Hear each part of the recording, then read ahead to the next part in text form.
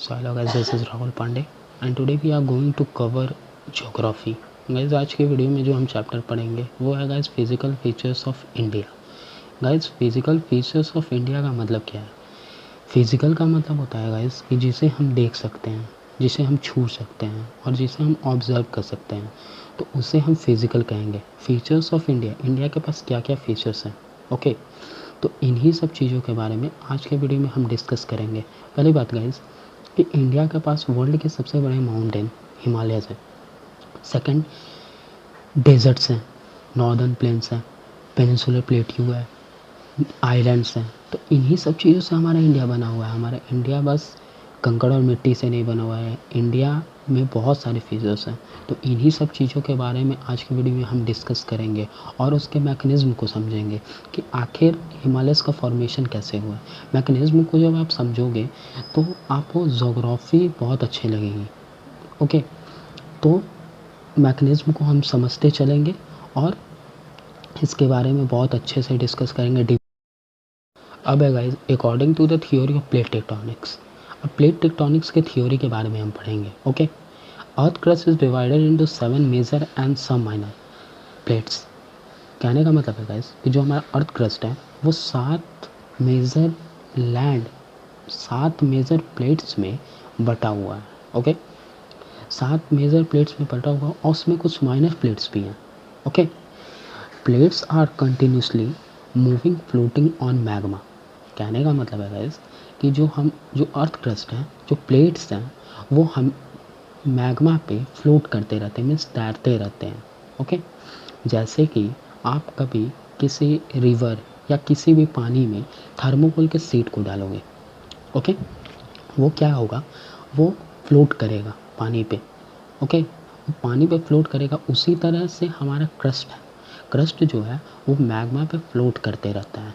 तो समझ गए आप? Leading to folding, faulting and volcanic activity. Okay, इसी प्लेट टेक्टोनिक्स के चलते फॉल्टिंग एंड वोल्केनिक एक्टिविटीज़ होते हैं। ओके, तो फोल्डिंग और फॉल्टिंग को हम बहुत अच्छे से समझेंगे आगे, ठीक है। Due to the movement of plates various change occur. Okay, इन्हीं प्लेटों के चेंजेस के कारण हमारे जो अर्थ क्रस्ट है उसमें बहुत सारे चेंजेस आते हैं। ओके, तो इन सब चीज़ों के बारे में हम समझेंगे। Okay, there are 3 main plates movement. 3 तरह के मेन प्लेट मूवमेंट होते हैं। Okay, convergent plates, divergent plates and transform boundary. Okay, अब कन्वर्जेंट प्लेट्स क्या होता है वो हम समझेंगे। Plates comes toward each other. Okay, जब मानो ये एक प्लेट है, ठीक, ये हमारा यूरेशियन प्लेट हो गया, ये हमारा अफ्रीकन प्लेट हो गया।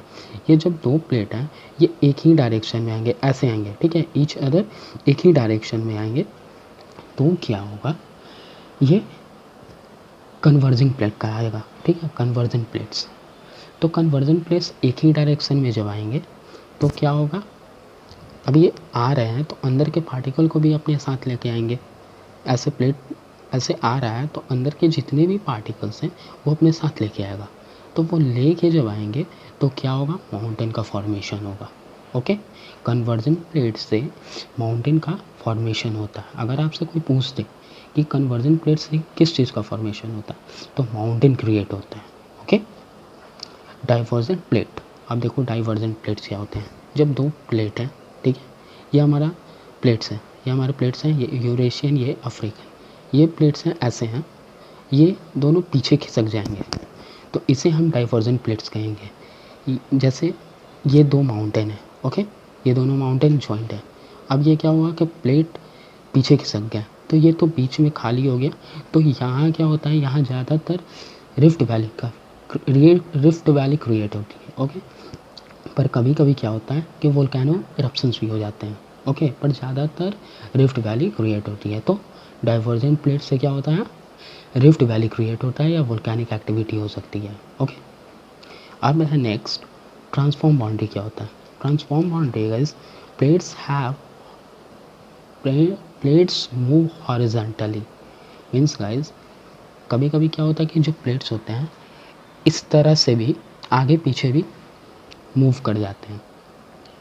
इससे क्या होता है, अगर आप मानो कि ये मूव कर रहे हैं, ठीक है, ये ज़्यादातर मूव ट्रांसफॉर्म बाउंड्री नाम ही है, ट्रांसफॉर्म बाउंड्री, ये जब भी ज़्यादा भी अटैक करेंगे तो वो बाउंड्री ही पे करेंगे। ओके, जैसे अफ्रीकन और यूरेशियन जो प्लेट हैं तो उनके जो बाउंड्री होते हैं वहाँ ज़्यादा ही अटैक करेंगे।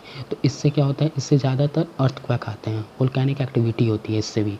तो आप ज़्यादातर देखोगे वोल्केनो तो वो क्या होते हैं, वो बाउंड्री ही के अगल बगल ही होते हैं। ओके, अर्थक्वेक भी अगल बगल ही उसके जो क्या कहते हैं सेंटर जो होते हैं, अर्थक्वेक के सेंटर होते हैं वो वहीं पे ज़्यादा सक्रिय होते हैं। ओके, और क्या होता है, जो माइनर प्लेट्स होते हैं, कभी कभी क्या होता है कि अर्थ के बीच में भी वोल्केनो आपको मिल जाएंगे, तो वो माइनर प्लेट्स होते हैं उसमें भी क्रैक होते हैं। तो उसी के चलते भी कहीं किसी भी कंट्री के बीच में भी क्या होता है, वोल्केनो आ जाते हैं या अर्थक्वेक आ जाता है, तो वो माइनर प्लेट्स होते हैं। Okay guys, formation of Indian landmass बहुत अच्छा टॉपिक है। ओके, पैंजिया और पैंथलासा का हम स्टोरी समझेंगे तब हमें इंडियन लैंडमास के फॉर्मेशन के बारे में पता चलेगा। क्या है गाइस, कि जो वाटर वाला पार्ट था उसे हम पैंथलासा कहते थे, और जो लैंड वाला पार्ट था उसे हम लोग पैंजिया कहते थे।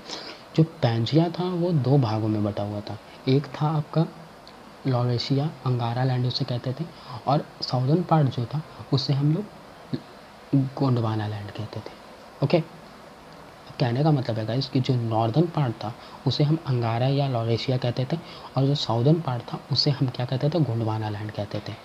गोंडवाना लैंड में गाइस आज जितने भी कॉन्टिनेंट है उसमें से कुछ कॉन्टिनेंट उस टाइम गोंडवाना लैंड में थे।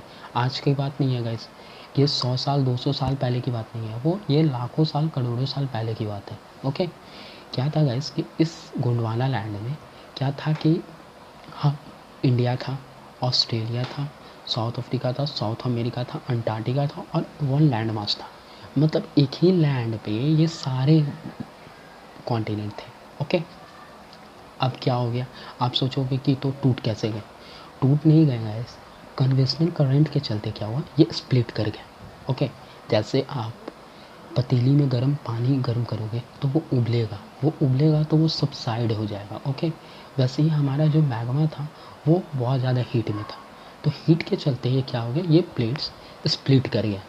ओके, स्प्लिट कर गए और ये अलग अलग कॉन्टिनेंट बन गए। Okay, the conventional current split the crust into number of pieces major continent and plates. ये स्प्लिट कर गए और नंबर ऑफ पीसेस में स्प्लिट कर गए और ये क्या हो गए, कॉन्टिनेंट बन गए। ओके, अब क्या है guys, after split plates during in different direction, और ये क्या हो गया, जब स्प्लिट कर गए तो ये डिफरेंट डायरेक्शन में क्या हो गया, स्प्लिट कर गए। ओके, अब क्या है guys, Indian Australian plates drifted toward north. India जो ऑस्ट्रेलिया जो पार्ट था, जो प्लेट था, वो क्या हो गया, वो नॉर्थ में क्या हो गया, स्प्लिट कर गया। ओके,